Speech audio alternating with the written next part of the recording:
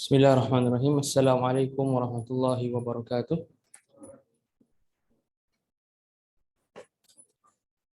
Innal hamdalillah nahmaduhu wa nasta'inuhu wa nastaghfiruh wa na'udzu billahi min syururi anfusina wa min sayyiati a'malina. Man yahdihillahu fala mudilla lahu wa man yudlil fala hadiya lahu. Asyhadu an la ilaha illallah wa asyhadu anna Muhammadan 'abduhu wa rasuluh. Allahumma 'allimna ma yanfa'una wa anfa'na bima 'allamtana warzuqna 'ilman yuqarribuna ilaika ya arhamar rahimin. Allahumma faqihna fid din wa 'allimna at-ta'wil wahdina siratal mustaqim. Allahumma inna na'udzubika min ilmin la yanfa' wa min qalbin la yakhsha' wa min nafsin la tashba' wa min da'watin la yusma'. Amma ba'. Alhamdulillah, kita diberi kesempatan untuk kita bertemu dan kita menyambung pengajian kita bagi matan Safinatun Najah karangan Syekh Salim bin Sumair Al-Hadrami. Jadi hari Isnin hari itu kita dah membicarakan tentang pembahagian najis dari sudut jenis dia. Okey. Dan kita juga dah bincang tentang jenis-jenis najis yang dia boleh berubah menjadi suci. Kan, dia boleh berubah menjadi suci. Apa jenis najis pertama yang boleh berubah menjadi suci? Arak. Dia berubah menjadi suci bila? Bila menjadi cuka dengan sendirinya. Okey. Yang kedua apa? Kulit bangkai yang dah disamak. Okey. Kan kulit bangkai yang dah disamak. Yang ketiga, apa yang menjadi haiwan? Soalan ada sebut kan? Yang ketiga itu tak berapa tepat, betul tak? Menurut siapa? Menurut ulama apa yang kata tak tepat tu? Ba'ishan kan? Al-Allamah Ba'ishan Al-Hadrami. Okey. Kemudian kita dah belajar jenis-jenis najis iaitu mughallazah, mutawassitah dan juga mukhaffafah.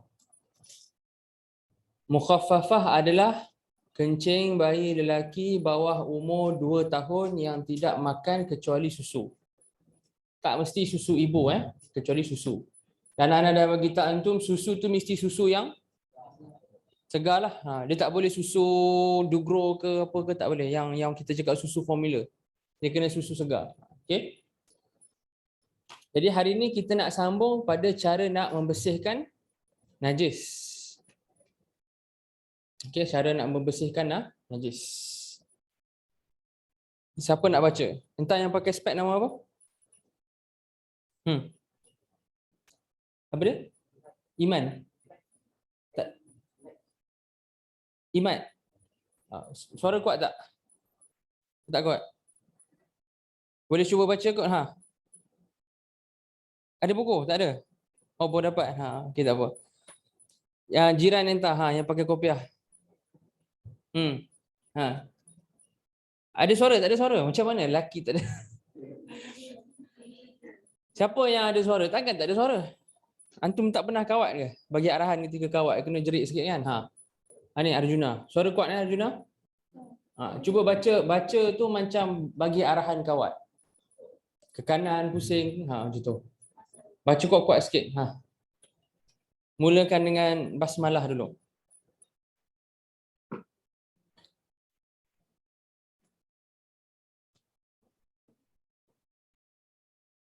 Baca bismillah. Okey, kata pengarang rahimahullah.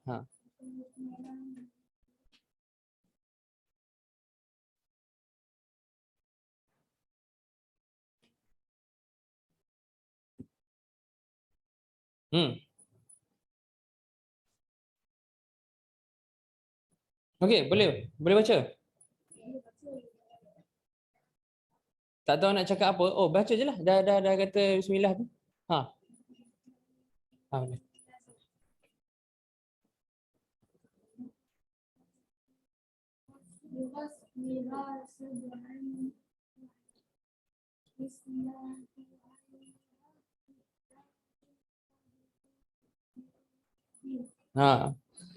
Dia kata al-mughallazah kan? Lepas tu fatathuru. Hmm.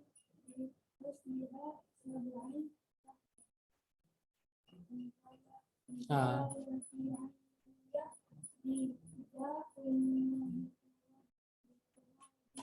Ha. Okey. Sampai situ dulu. Fatatuhuru bi ghasliha sab'an kan ba'da izalati ainiha. Ba'da izalati ainiha bi turab, betul tak? Kan ba'da izalati ainiha bi turab. Dalam terjemah dia kata apa? Baca ramai-ramai sikit terjemah tu.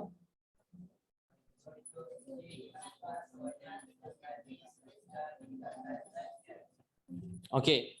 Jadi sekarang kita nak belajar first kali cara nak membersihkan najis mughalladhah.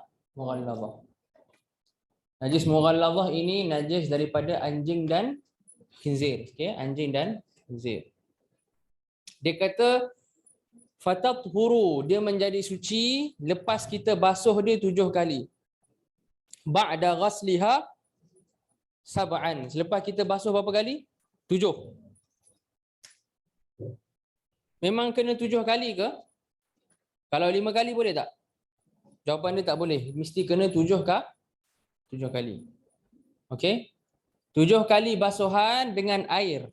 Okey, 7 kali basuhan dengan air mutlak. Salah satunya campuran air dengan tanah. Boleh? Salah satunya campuran air dengan tanah. Dia kata ba'da izalatiha kan biturab Ba'da izalati ainiha biturab macam tu. Betul dalam bahasa Arab dia. Ba'da izalati ainiha biturab, betul tak? Kan? Jadi macam ni. Dia pertama kena basuh 7 kali basuhan. Okey, untuk mughalladhah mesti 7 kali basuhan. Okey, 7 kali basuhan. Salah satunya dengan campur dengan tanah. Salah satunya dengan tanah.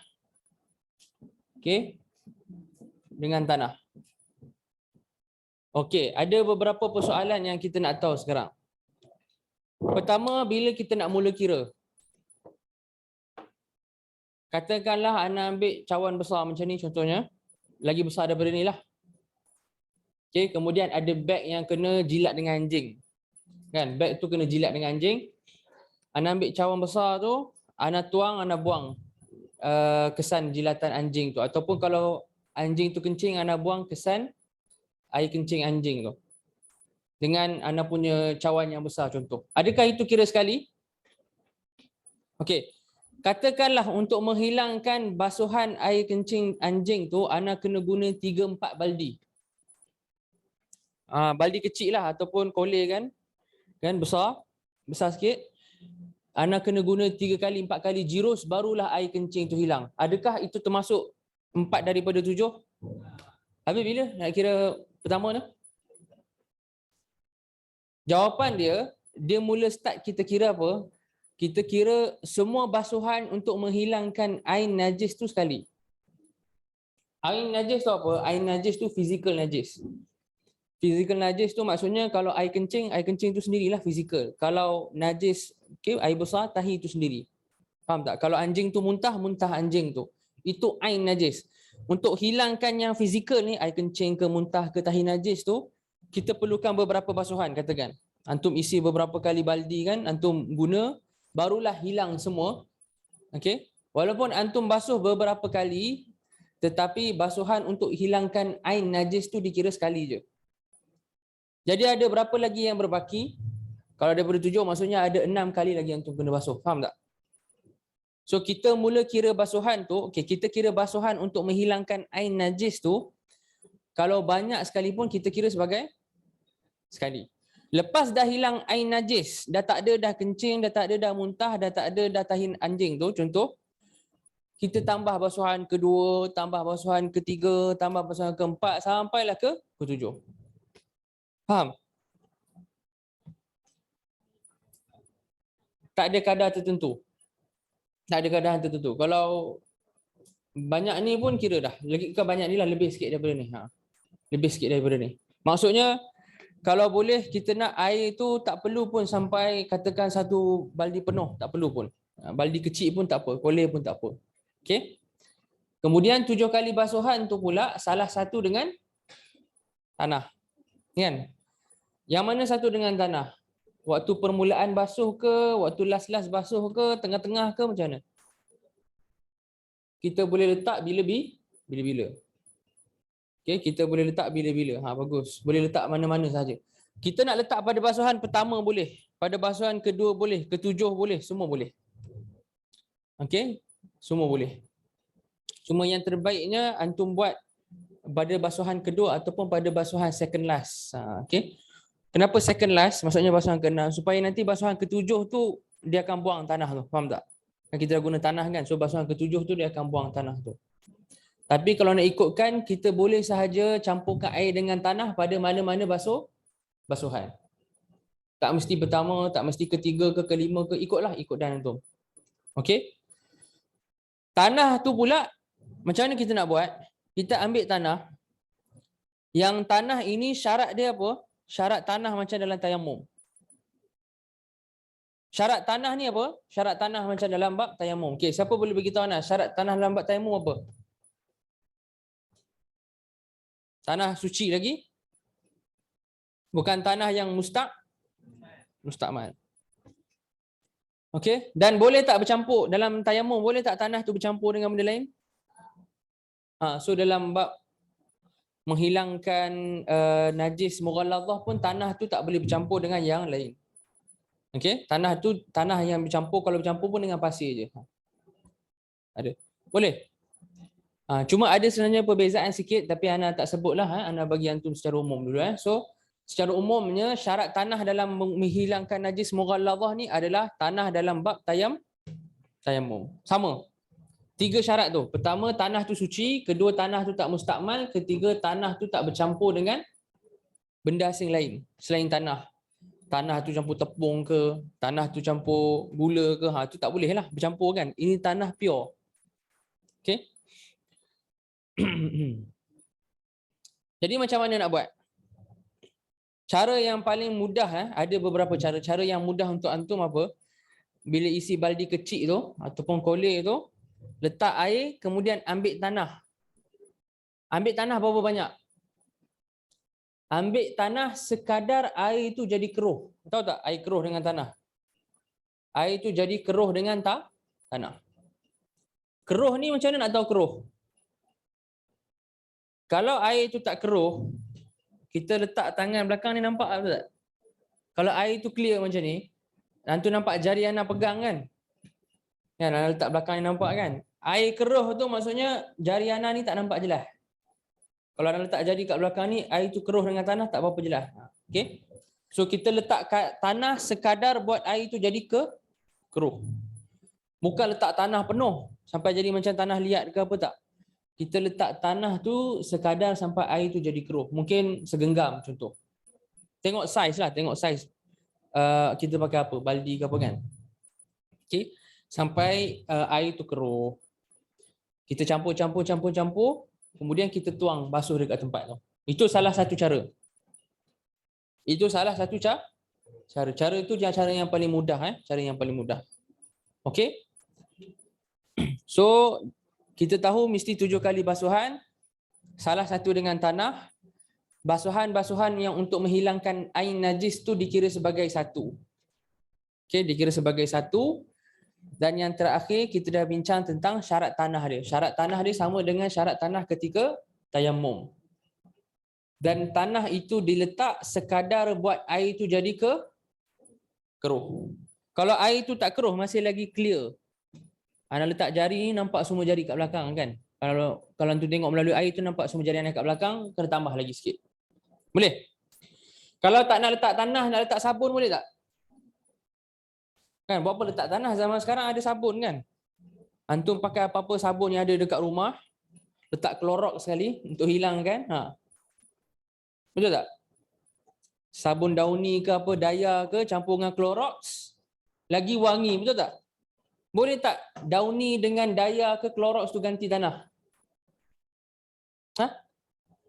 Siapa rasa boleh? Kan lagi wangi, betul tak? Lagi wangi dengan bersih lah kan? Kenapa tak boleh? Siapa rasa boleh? Siapa rasa tak boleh? Oh, tu dia. Yang tak angkat tangan, tak tahu. Okey. Jadi jawapan dia apa? Jawapan dia tak boleh, kena guna tanah juga. Jawapan dia tak boleh, kena guna tanah juga. Itu dalam mazhab Syafi'i lah. Mazhab Syafi'i kena guna tanah. Sebab dalam hadis yang sahih Nabi SAW memang kata dekat sahabat tu, idza walagha al-kalbu fi ina'i ahadikum faghsiluhu sab'an ulahunna, okey, atau ihdahunna atau ukhrahunna biturab. Basuh dia 7 kali, salah satunya dengan tanah. Kemudian ulama bahas hadis tu. Kenapa Nabi SAW suruh guna tanah? Jadi ulama dalam mazhab Syafi'i cakap Nabi SAW suruh guna tanah kerana itu memang perintah yang kita wajib ikut. Tak ada sebab tertentu. Dah Nabi SAW kata tanah, tanah lah. Kan? Walaupun ada daya, walaupun ada Clorox, walaupun ada dauni ke wangi ke apa, tanah, tanah juga. Faham? Lepas dah basuh 7 kali, dengan salah satu dengan tanah, lepas tu antum nak basuh dengan daya ke Clorox ke suka hati, tak apalah. Tapi yang pasti, yang penting kena guna tanah. Sebab dalam hadis kata kena guna tanah. Hadis daripada sahabat nama Abdullah bin Mughaffal. Okey, an Abdullah bin Mughaffalin anna Rasulullah sallallahu alaihi wasallam qala idza walagha al-kablu fi ina'i ahadikum faghsiluhu sab'an ulahunna ataupun ihdahunna biturab. Okey, ihdahunna biturab. Dalam sebahagian riwayat Nabi SAW kata idza walagha al-kalbu fi ina'i ahadikum fa'ahriquh ataupun fa'uhriqa alaih. Fa'ahriquh tu arahan daripada Nabi SAW untuk tumpahkan apa yang baki yang ada. Contohnya antum minum kat cawan ni kan. Bismillah. Okey. Kemudian anda letak, anjing datang, dia pun suruh lidah dia celup-celup, dia kan minum dengan dia letak lidah kan. Baki air tu pun Nabi SAW suruh tumpahkan. Sebab air tu pun jadi najis. Okey. So Nabi SAW kata fa'ahriqu. Tuang dia, tumpah dia, okey. Lepas tu basuh bekas tu. So itu cara untuk bersihkan dengan tanah. Bersihkan najis mughalazah, okey? Dengan tanah lah salah satu basuhan. Macam mana kalau rumah kita ni, rumah antum ada tanah, betul tak? Ataupun dekat kawasan madrasah ni ada tanah kan tepi-tepi ni. Macam mana kalau ada anjing kencing dekat tanah? Tanah tu katakanlah dalam kawasan rumah antum. Okay, mungkin tempat anak-anak bijak ke, tempat inilah family kita duduk situ ke, pijak ke, ada tanah, anjing kencing dekat situ. Sekarang kita nak basuh tanah. Bila kita nak basuh tanah, perlu lagi ke 7 kali basuhan salah satu dengan tanah? Siapa rasa kena guna tanah juga? Kita nak basuh tanah sekarang ni. Perlu guna salah satu dengan tanah tak? Ke 7 kali basuhan tu semua air sahaja? Okay, sebelum tu antum faham tak Anas cerita apa? Maksudnya macam ni. Madrasah antum ni kan ada belakang ni kan, yang tempat macam tandas mandi tu, belakang tepi tu tanah kan. Katakan ada anjing kencing dekat situ. Kebetulan lah kata antum nak solat dekat situ. So kena bersihkan tanah tu lah. Basuh 7 kali. Adakah perlu salah satu dengan tanah?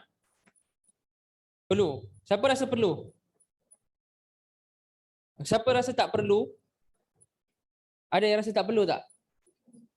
Ni? Tak. Siapa rasa tak perlu? Tak ada kan? Jawapan dia tak perlu. Ana sedih tak ada orang angkat. Jawapan dia tak perlu. Sebab ulama kata tak ada faedah. Dah kita memang basuh tanah. Tak guna tanah apa lagi? So ulama kata antum tulis ayat ni. Ulama kata la faidata fi tatribit turab. La faidah, tiada faedah pada tatrib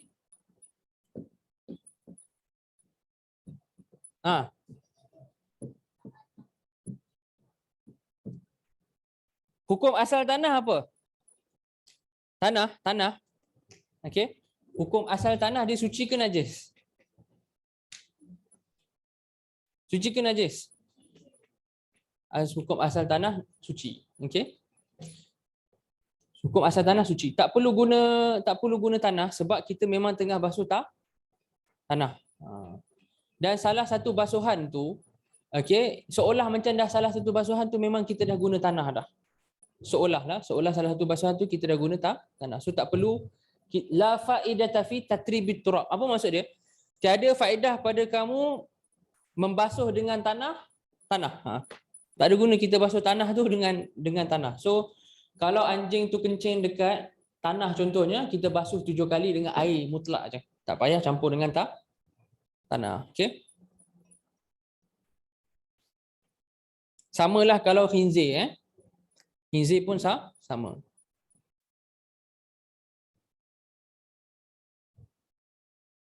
Okey, jelas? Boleh? Okey.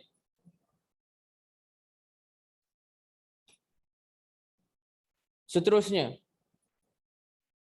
Okey, seterusnya Mikdad baca. Mikdad mana Mikdad? Nombor 2.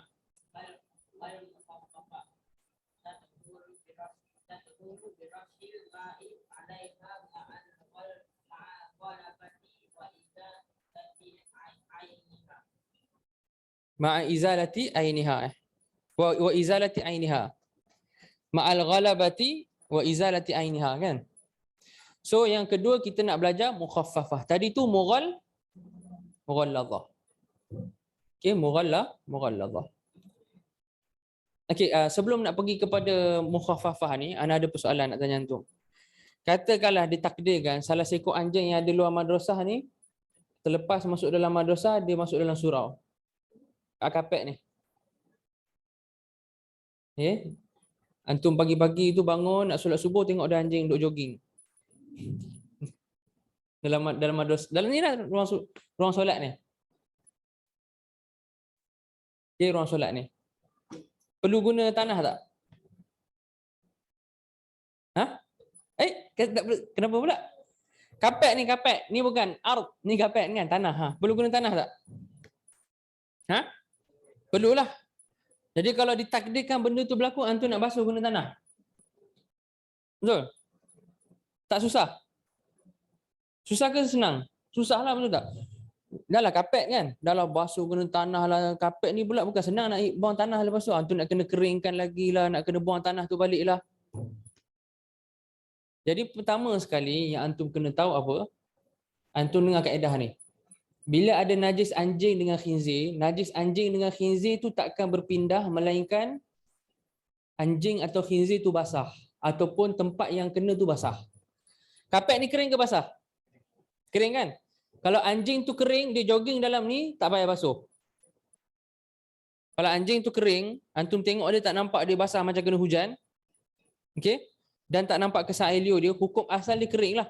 So kalau anjing tu duk jogging, dia kering, kapek ni kering kan, antum tak payah basuh pun. Sebab apa? Sebab kering bertemu kering tak berlaku pemindahan najis. Itu kaedah dalam mazhab Syafi'i. Ulama mazhab Syafi'i cakap al-jaf fil jaf tahir bila khilaf. Al-jaf ni kering. Kalau kering, tangan antum kering. Ni tangan antum kering Antum pegang anjing yang kering. Kena samak tak tangan ni? Tak payah. Anjing tu kering, tangan antum kering, antum pun pegang ni.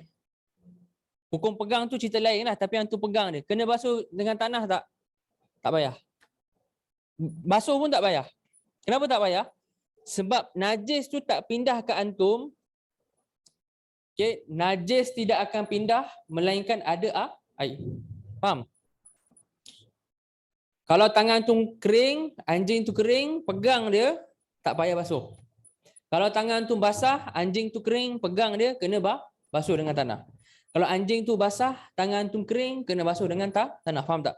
Kalau salah satu basah, cukup. Tapi kalau dua-dua kering, tak payah. Kalau kapek ni kering, anjing yang datang jogging kat dalam kawasan ni pun kering juga, tak payah basuh. Tapi kalau kapek ni basah, ada orang tumpahkan air contoh, tapi susahlah juga kan nak basah semua. Ataupun anjing tu basah, lepas hujan contohnya, dia basah apa semua, dia datang, dia masuk. Waktu tu kena guna tanah. Faham? Boleh ingat kaedah tu? Apa kaedah tu tadi? Al-jaf fil jaf tahir bila khilaf. Mesti anda kena tunjuk anda kena tulis. Al-jaf fil jaf tahir bila khilaf. Al-jaf fil jaf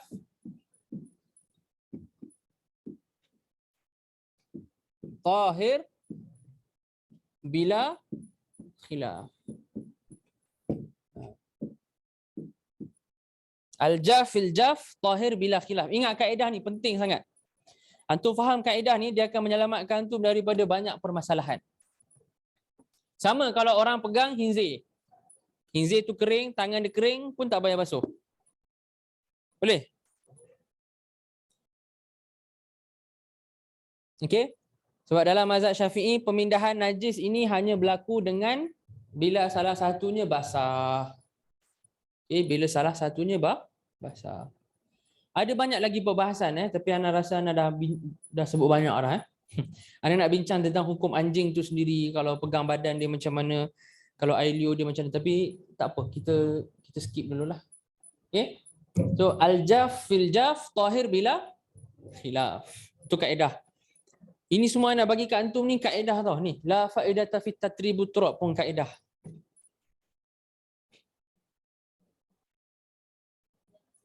Jaf apa jaf? Kering. Al-jaf ke kering. Okay, al-jaf kering. Kering dengan kering suci tanpa khilaf. Itu maksud dia. Al-jaf fil jaf maksudnya kering jumpa kering, suci tanpa khilaf. Okey. So dah tulis dah Okey, faham dah macam mana nak basuh najis anjing dengan khinzir? Faham dah Boleh? Jadi lepas ni kalau ada berlaku anjing masuk dekat rumah antum, dah tahu dah nak buat apa? Dah tahu dah Boleh Okey, so sekarang kita nak masuk yang kedua, mukhaffafah. Mukhaffafah dia kata apa tadi? Tathuru birashil ma' alaih, betul tak? Kan? Kemudian ma'al ghalabah ma'al ghalabati wa izalati ainiha ke macam mana? Macam tu. Alaihi ma'al ghalabah wa izalati ainiha. Okey. Yang kedua adalah nak bersihkan tanah. Okey, nak bersihkan najis mukhaffafah. Iaitu bayi lelaki yang kencing bayi lelaki bawah umur 2 tahun. Kencing bayi lelaki bawah umur 2 tahun yang tak makan melainkan susu. Okey. Cara dia adalah tathuru birashil ma' alaih. Apa maksud rash? Merenjis. Renjis dengan air. Kan contohnya ambil ni dengan tangan sikit, renjis macam tu. Faham? Itu rash, renjis. Okey. Cara dia macam mana? Okey, ni antum dengar baik-baik dulu. Sebelum antum baca apa ada dalam matan tu, anda bagi tahu. Okey. Katakanlah katakan bayi lelaki tu dia kencing dekat ni. Ni katakanlah ni kain contoh. Okey, katakan ni kain. Tu dia, bangun kalau ngantuk bangun. Okey, katakanlah kalau ini kain, bayi lelaki tu kencing dekat kain ni. Okey. Step pertama nak kena buat apa? Step pertama kita kena hilangkan kesan kencing tu. Macam mana nak hilangkan? Sama ada kita perah dia ataupun kita biar dia kering. Sama ada kita perah dia atau kita biar dia kering. Sebab kencing tu sikit je pun. Kencing baby kan, dia bukan macam kencing orang dewasa, dia sikit. So kita perah kan macam tu. Ataupun kita biar je dia kering bawah matahari atau bawah kipas. Lepas dah kering, dah tak ada dah secara zahir air kencing tu, antum ambil cawan ke, tak kisahlah cawan ke apa, ambil kemudian renjis dengan air. Berapa banyak nak renjis? Tengok dekat kawasan yang tadi ada kesan kencing tu, renjis sampai air tu cover lah, dia menutupi semua kawasan tu. Itu dia kata ma'al ghalabah. Ghalabah tu maksudnya air yang kadar air kita guna renjis tu, dia menutupi semua kawasan yang kena air kencing tu. Faham? So katakanlah air kencing tu separuh ni kain ni. Katakan ni kain separuh. So antum kena pastikan bila antum renjis, air yang antum renjis tu menutupi semua separuh ni. Kena semua separuh. Okey, dia menutupi, okey? Boleh? Lepas dah renjis, antum biar ada kering lagi sekali. Basuh biasa. Boleh lah. Kalau basuh biasa lagi senang dan lagi patutlah. Okey, antum kena faham. Okey. Boleh tak kita nak basuh biasa je pakai pipe ke hose? Boleh lah kan? Kenapa kita belajar kena buat bukan kena buat, boleh buat Hukum kita renjis ni bukan wajib, hukum kita renjis ni harus. Sebab apa? Sebab zaman Nabi SAW, bila Nabi SAW ajar untuk buat macam ni, okey, air tak banyak, betul tak, zaman Nabi SAW. Dan Nabi SAW pula duduk dekat kawasan padang pasir. Okey. Jadi kalau guna air yang banyak untuk semata-mata nak bersihkan kencing baby, air itu penting untuk minum lah, nak hidup kat padang pasir kan. Dia sesuatu sumber yang berharga. Jadi Nabi SAW ajarkan kepada kita cara untuk tak gunakan air yang banyak. Faham tak? Okey, tak guna air yang banyak. Zaman sekarang antum hidup dekat Malaysia ni, yang mana Malaysia alhamdulillah banyak air. Perlu tak buat macam tu? Tak perlulah. Kalau antum nak guna hose ke, nak guna baldi ke apa, tak apalah kan, lagi patut pun. Nak guna pipe ke lagi patut. Okey. Tapi katakanlah antum kekurangan air, nak jimat air waktu tu, bolehlah buat macam tu. Renjis dia. Okey, mula-mula biar ada kering, kemudian renjis dia dengan air, pastikan air tu cover semua kawasan yang kena kencing tu, kemudian biar dia kering lagi sekali. Lepas tu boleh pakai. Lepas tu boleh guna kain tu. Okey? So hukum dia wajib ke harus? Harus. Maksudnya kalau kita tak basuh dengan cara renjis pun, kita tuang air banyak ke guna pipe pun boleh. Cuma kita belajar ni sebab Nabi SAW ajar untuk orang yang hidup di kawasan yang kurang air. Betul tak? So antum tak rasalah antum duduk Malaysia. Cuba bayangkan antum zaman sekarang hidup dekat negara macam Afrika, dekat Mauritania ke apa yang tak banyak air tu. Baru antum rasa waktu tu air ni berharga lah. Waktu tu baru antum nak jimatkan seboleh mungkin air. Kita sekarang ambil wuduk pun kita biar pipe terbuka kan, keluar air banyak kan. Nak basuh tangan pun kita buka pipe tu kuat-kuat. Nak basuh pinggan buka pipe tu kuat-kuat kan, sebab air banyak kat Malaysia. Kita tak rasa nikmat, kita tak rasa ujian tak ada air tu. Tapi bila kita dah rasa air tak ada, barulah kita tahu air ni penting. Di sumber yang penting. So waktu tu kita berjimat dengan cara apa? Kita boleh renjis. Boleh renjis. Okey. So dia kata kalau mukhaffafah fatatfuru birashil ma'i alaihi wa izalati ainiha kan. Izalatu ain tu menghilangkan ain najis tu, ain kencing tu. Maksudnya dengan kita guna tisu ke, dengan kita perah dia ke, dengan kita letak dia bawah kipas ke, okey. Yang ketiga,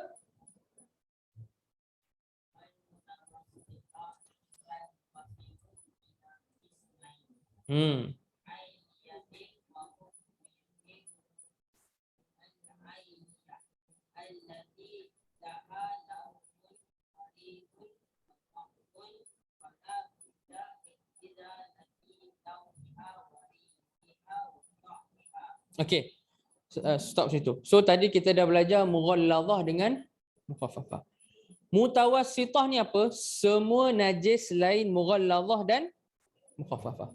Apa sahaja yang bukan anjing, yang bukan khizir, yang bukan gabungan anjing dengan khizir, dan juga bukan kencing bayi lelaki bawah umur 2 tahun, semua najis lain daripada tu mutawassithah. Kencing orang dewasa mutawassithah. Najis orang dewasa, okay, kalau dia buang air besar orang dewasa mutawassithah. Kencing binatang mutawassithah, darah mutawassithah, nanah mutawassithah, semuanya mutawassithah. Kemudian dia kata mutawassithah tanqasimu ila qismain, terbahagi kepada 2 jenis. Betul tak? Dia kata ainiyah dengan hukmiyah. Kalau antum ingat hari tu ana ada hurai yang najis hukmi. Okey, tapi tak apa, ana ulang balik. Najis ni ada ainiyah, aini dengan hukmi. Apa najis aini dengan hukmi? Najis aini, najis yang antum boleh nampak. Antum boleh pegang, antum boleh rasa, antum boleh bau. Itu najis itu najis aini.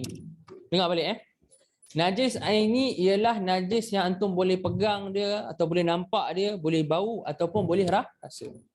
Najis hukmi, najis yang dah tak nampak, yang dah tak boleh pegang, yang dah tak boleh rasa, yang dah tak boleh bau. Contoh najis hukmi apa? Macam mana cerita kat antum hari tu. Ada kucing kencing dekat kain ni, contohnya ni kain. Kita biar kain tu kering lepas 3 hari bawah matahari contohnya. Dah hilang bau, dah hilang warna, dah hilang apa semua dah. Nampak kain tu macam biasa tak? Nampak kain tu macam biasa kan? Tapi kita pasti tak ada kucing kencing. Kita pasti. 3 hari sebelum tu kita nampak kucing kita kencing. Sebenarnya dia masih lagi ada najis. Najis apa dipanggil? Najis hukmi. Najis hukmi. Tu dia. Ni kejutkan kawan. Bangun. Berdiri. Tak nak bagi ngantuk berdiri. Okey, kalau ngantuk berdiri. So najis hukmi adalah najis yang kita pasti ada tapi dah hilang kesan dia. Okey, macam Ana cakap tadi, kucing tu kencing kan, lepas beberapa hari kita tengok kawasan tu dah tak ada bau, warna, rasa dan dah hilang dah kesan. Tapi kita pasti kucing ada kencing dekat situ. Itu dipanggil najis apa? Hukmi. Najis aini terbaliklah. Kucing tu baru kencing, kita nampak warna kuning kat situ. Itu najis aini lah, kita nampak warna kuning. Kucing tu baru kencing, kita bau hancing, kencing-kuncing kan. Ataupun kucing tu baru kencing, kalau kita pegang tu boleh rasa. Kalau ada orang sanggup nak pegang, boleh rasa macam ada cairan kencing. Okey?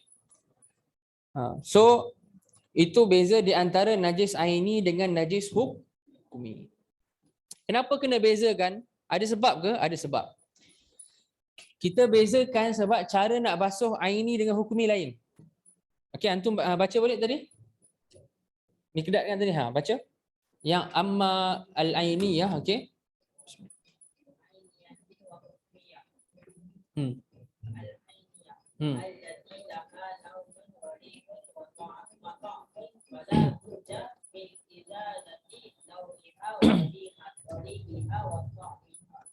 Dia kata al-ainiyah allati laha launun aw rihun aw ta'am. Laun apa laun? Laun apa laun? Launun. Launun apa launun? Laun warna. Ta'mun apa ta'mun? Rasa. Rihun apa rihun? Bau. Tulis kat buku antum tu. Laun warna, ta'am rasa, rih bau.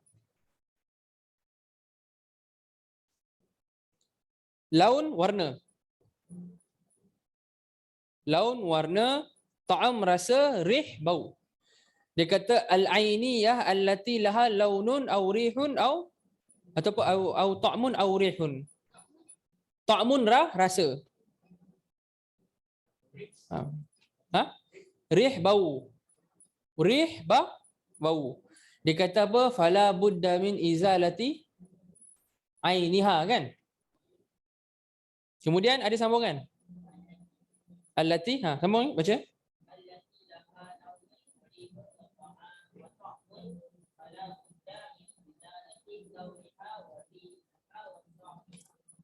Okey. Ada sambungan lagi? Baca lagi.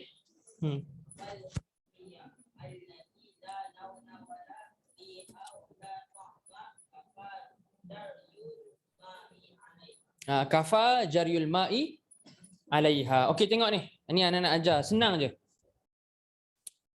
Jadi untuk mutawassithah kita ada hukmi dengan aini kan. Kita belajar yang hukmi dulu. Kita belajar macam mana nak bersihkan najis hukmi dulu. Najis hukmi macam mana? Siapa boleh bagi anak contoh?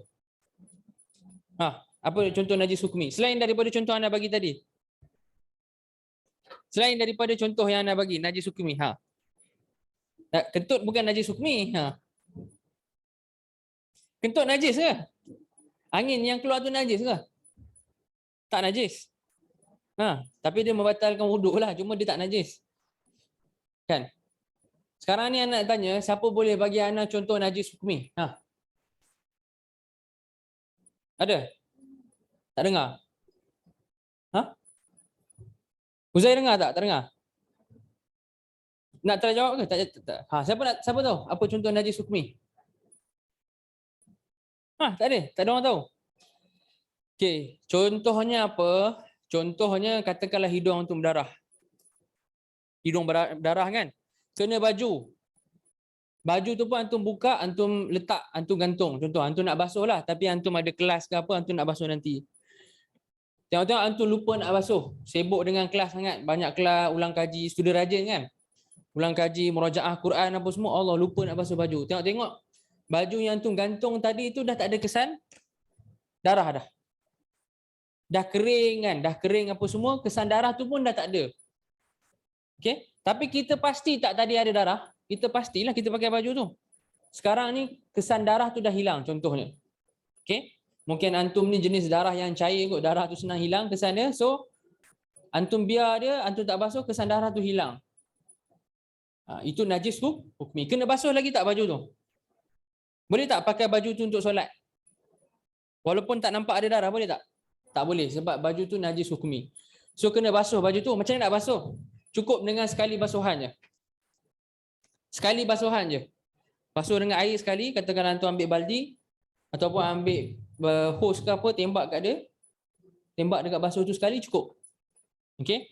Kalau najis tu najis yang hukmi. Najis hukmi. Contohnya kain ni, kan kucing antum dekat rumah kencing.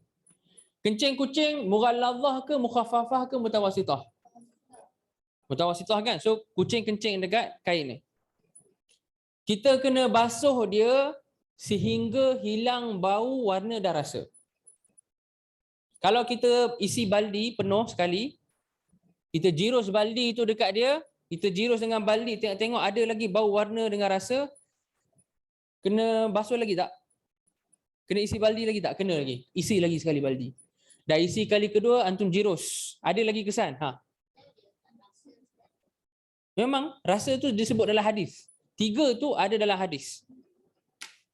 3 tu, laun, ta'am dengan rih memang disebut dalam hadis. Kalau antum tanya, rasa tu macam mana nak rasa? Siapa tahu? Dua-dua. Tak, pegang dan juga dengan lidah. Dengan lidah. Bukan main-main ni, memang ulama kata dengan lidah. Tapi bukanlah memang asal ta'am tu dengan lidah. Tapi biasanya kita tahu ada benda tu dengan kita pegang dengan tangan. Faham tak? Macam darah, kita tahu tekstur darah. Tahu tekstur tak? Kan tekstur darah, tekstur contohnya air kencing ke kita boleh rasa. Ni macam melekit contoh air kencing ke. Kan? So asalnya kita tak payah guna lidah pun, kita guna tangan pun kita dah tahu dah. Okey? Tapi katakan guna tangan pun tak boleh bezakan. Waktu tu kena guna lidah. Tapi sikit je lah. Okey? Memang betul ni, anda bukan main-main, memang betul. So kalau dia najis yang ainiyah, antum kena basuh dia tak kisah berapa kali. Katakan lepas 5 kali antum tuang baldi pun masih lagi ada kesan, kena tambah. Sampai hilang bau, warna dan rasa. Kalau anda tanya antum, ada bilangan tertentu tak untuk hilangkan najis hukmi? Tak ada. Kalau najis aini berapa? Najis hukmi berapa? Satu kali basuh je. Kalau najis aini ada bilangan tertentu tak? Tak ada bilangan tertentu. Kalau perlukan 5 kali basuh dengan baldi, 5 kali lah. Kalau perlukan 10 kali, kita isi baldi, jirus baru hilang, 10 kali basuhan. Okey? Tak ada bilangan tertentu. Tapi kalau najis tu hukmi, contohnya darah yang dah kering dekat baju, air kencing yang dah kering dekat baju, berapa kali basuh? Sekali je. Sekali sahaja basuh. Macam mana kalau antum dah basuh, okey, tapi masih kekal warna? Dakwat tak apalah, dakwat bukan najis. Katakanlah darah pekat, antum dah basuh dekat baju ni, basuh banyak kali dah dengan air, dia masih lagi berbaki. Pernah tahu tak? Pernah tengok tak macam kesan darah tu? Dia warna merah yang pudar-pudar kan? Okey tak? Boleh tak macam tu? Boleh tak kita solat pakai baju tu? Ulama kata kalau kita dah cuba buat, kita dah basuh banyak kali, kita dah gosok-gosok dia. Contohnya kan macam ni, nanti anak nak pakai ni. Okey, contohnya macam kain ni kita dah buat macam ni. Kita dah gosok-gosok dia, pun ada, dah gosok-gosok macam tu pun ada warna lagi. Waktu tu warna dimaafkan. Okey? Kalau kita dah basuh banyak kali, kita dah gosok dia, ada lagi warna sikit-sikit kan, macam kesan warna secara macam kita cakap warna yang dah pudar, warna darah yang dah pudar tu, najis tu akan jadi dimaafkan. Selepas kita guna air yang banyak kali dan kita dah gosok dia. Faham tak? Lepas kita dah gosok dia. Tapi kalau kita gosok pun tak lagi, kita baru jirus dengan air sekali, masih kekal warna, dimaafkan tak? Tak dimaafkan. Antum kena jirus berkali-kali, dah gosok apa semua, dah guna berus, kan? Sampai dah tambah dengan sabun dah, ada lagi kesan darah, waktu tu dimaafkan. Okey, waktu tu dimaafkan. Boleh? Okey, kalau berbaki warna maafkan. Okey? Boleh? So itulah dia. Faham tak ke tak faham? Tengok muka semua macam blur. Faham tak? Okey So kata ulama yang karang satu syair dalam ilmu fiqh, dia kata apa? Dia kata najasatul khinziri mithlul kalbi tughsalu sab'an marratan biturbi. Najis khinzir itu sama macam anjing, dibasuh 7 kali, salah satunya dengan tanah. Tughsalu sab'an marratan biturbi, maksudnya turab. Wa ma siwa dhaini fa fardan yughsalu wal hattu wat tathlithu fihi afdalu. Selain daripada najis yang mughalladhah, maka kalau najis tu najis hukmi, kita basuh berapa kali? Sekali je. Fa fardan yughsalu, basuh dia sekali. Okey? Wa ma siwa dhaini fa fardan yughsalu wal hattu wat tathlithu fihi afdalu. Al-had apa al-had? Al-had ni. Allah. Okey. Al-had ni, al-had antum gosok kain tu. Okey, antum gosok ke kain. Okey, Semangat sangat sampai cawan pun nak belajar.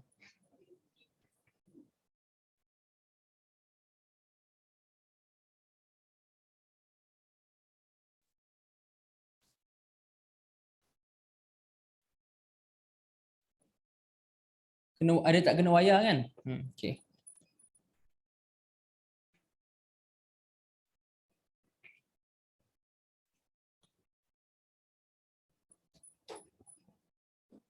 Okey.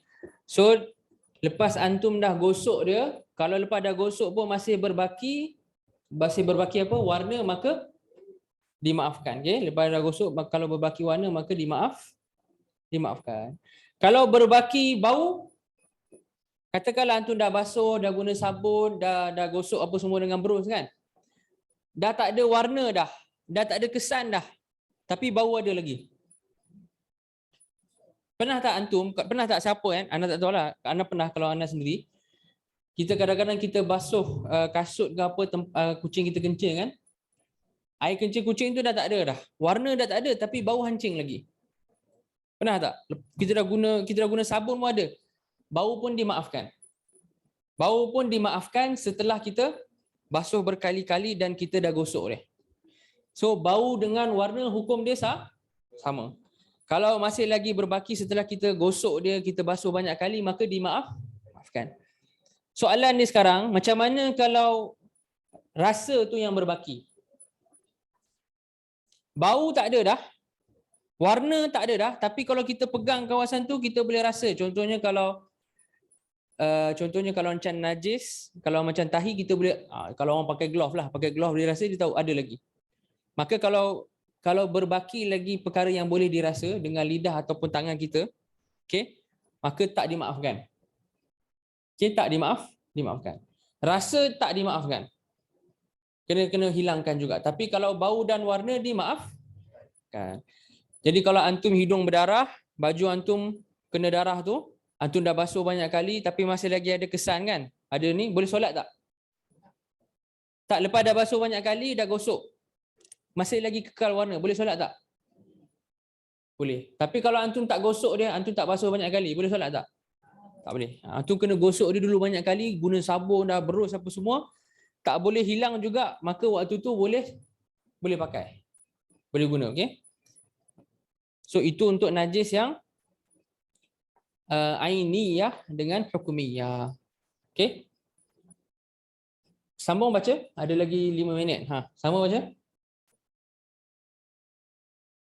Tidak.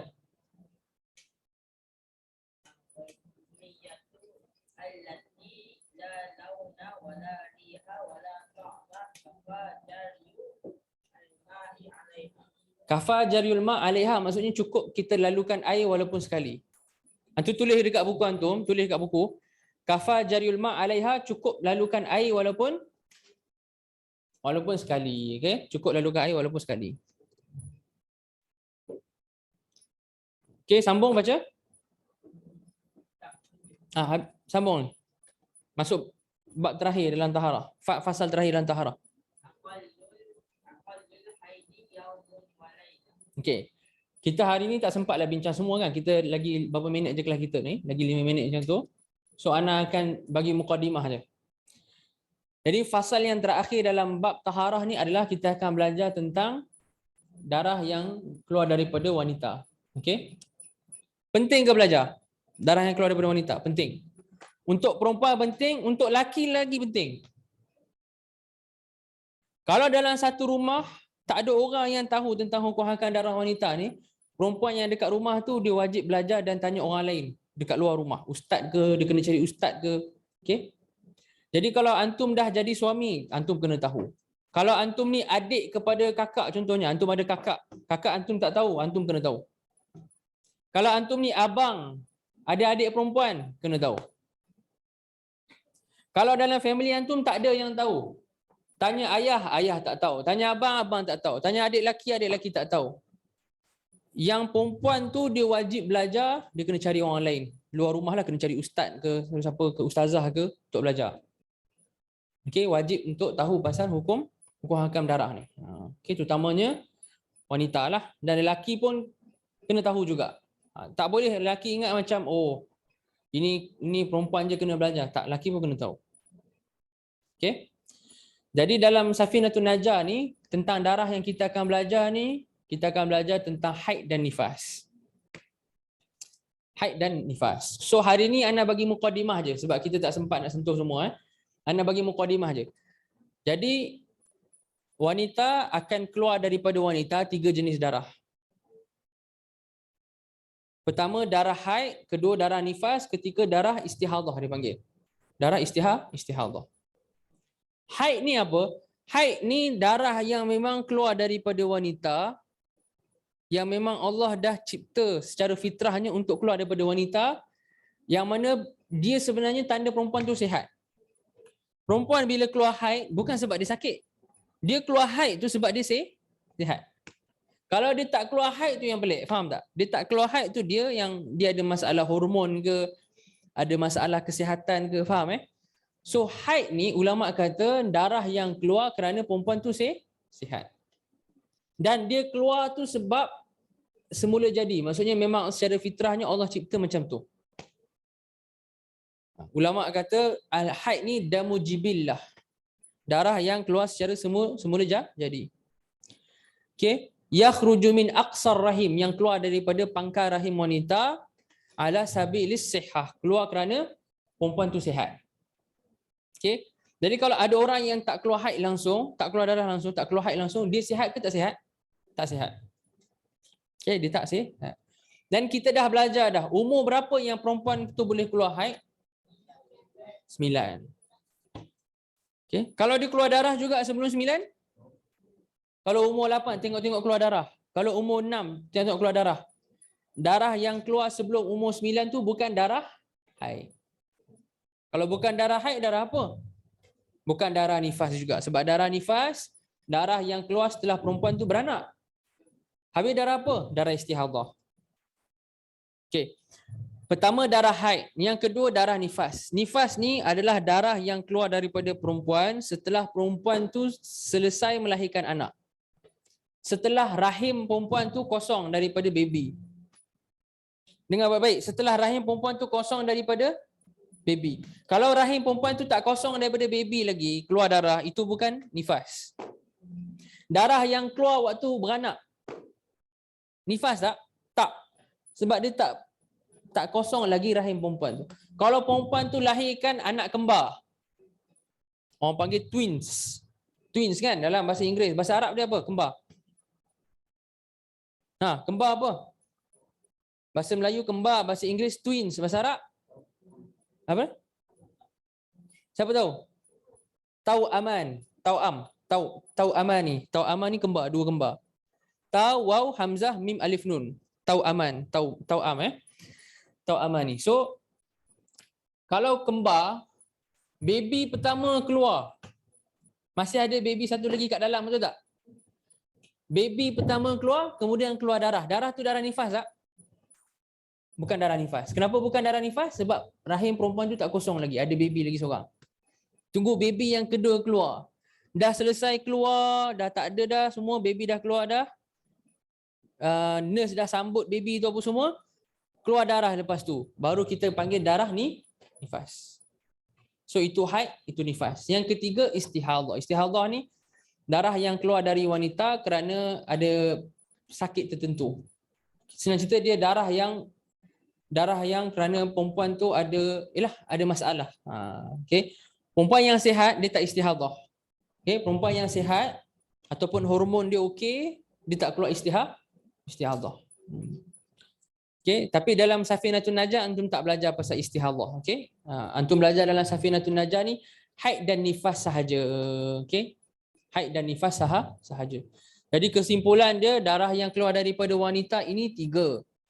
Haid, nifas dan istihadhah.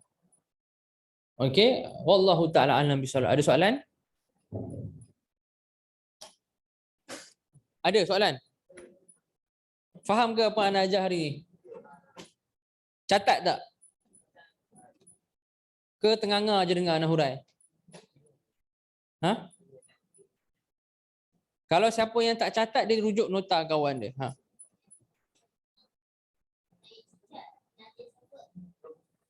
Tahi cicak najis apa? Tahi cicak najis apa? Tahi cicak kita kena tahu sebab orang yang kalau selalu ada kat surau dengan masjid, setengah masjid dengan surau memang banyak tahi cicak. So tahi cicak najis apa? Mutawassitah. Kalau kita pergi solat dekat surau atau masjid contohnya, ataupun surau RNA, tahu tak? Surau RNA ni biasanya dia tak bersihkan sangat kan? Kita pun nak sujud, tengok-tengok ada tahi cicak. Ataupun lepas dah sujud, bangun-bangun, habis solat, kita buka kopiah. Buka kopiah, oh, ada kesan tahi cicak. Solat tu sah tak? Sah ke tak? Oh, confident. Kenapa sah pula? Kenapa dimaafkan? Tak.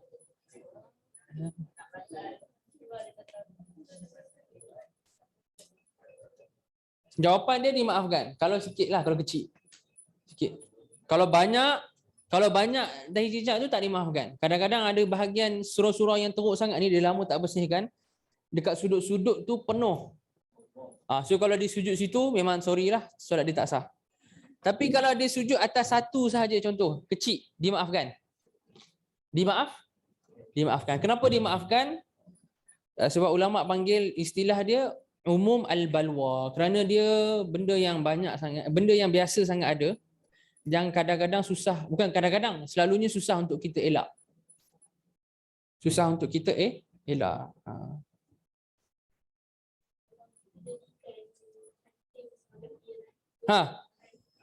Boleh tak bela anjing? Siapa nak bela anjing? Wah, tu dia, ya Allah, nak bela anjing. Nak bela anjing juga? Tahu tak apa jadi bela anjing?